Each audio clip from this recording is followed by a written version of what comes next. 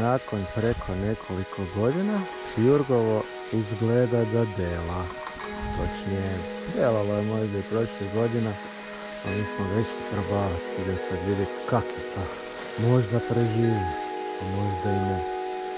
Znači ćemo vidjeti da li je Jurgovo čemu i još bolje da li sam ja čemu. Kaj se tu nalazi na južnoj strani Rogle? Ilbu super, Ilbu koma.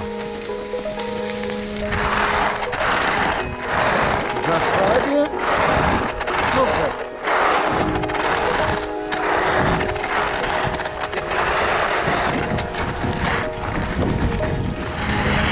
Idemo preko mostića.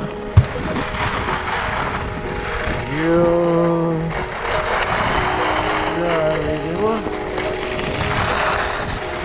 I sad idem, nemam pojma kam. Zaboravio sam. Kako se sad ide? Može to poprek, možda preći.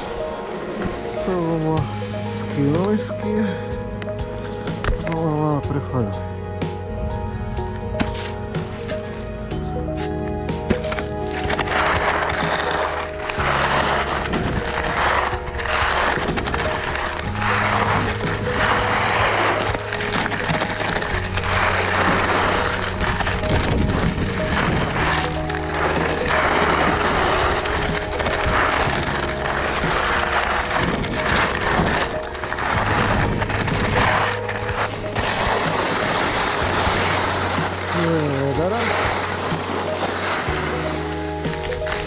Probam utjepanje.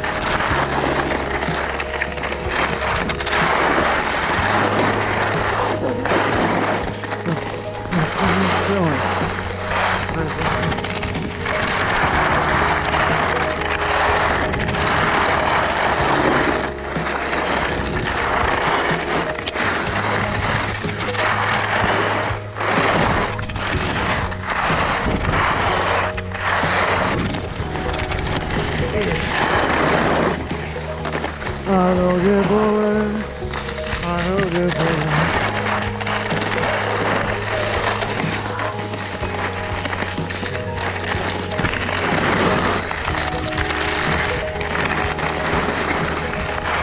Oh.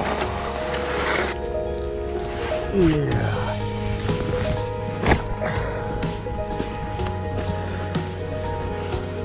Drugi dan na Rogli se polako bliži kraju. Otišao sam nakon par godina isprobati Jurgovo, koje protekle, mislim, 2 godine baš nije nešto pretjerano radilo, jer je bilo pretoplo. Možda je ujutro dobro, ali sad već pred kraj dana je koma, jer je poprilično zroštano, tako da je led ispod, a tam gdje nije led, tam su nanosi snijega. A i kak je sunce s kontra strane, onda se slabo vidi i onda te samo iznenadi nanos snijega. Ali bilo je interesantno proći i preživjeti. Bilo bi lijepo da u sljedećih tjedan, dva padne pravi snijeg i to pošteno, pa da sve zabijeli, jer kaj je, dječki su na Rogli stvarno uvali tu hrpetine snijega umjetnog, ali fali još pravog snijega. Da se to jedno s drugim izmiksa. A kad bilo da bilo, na snijegu u prirodi je uvijek lijepo.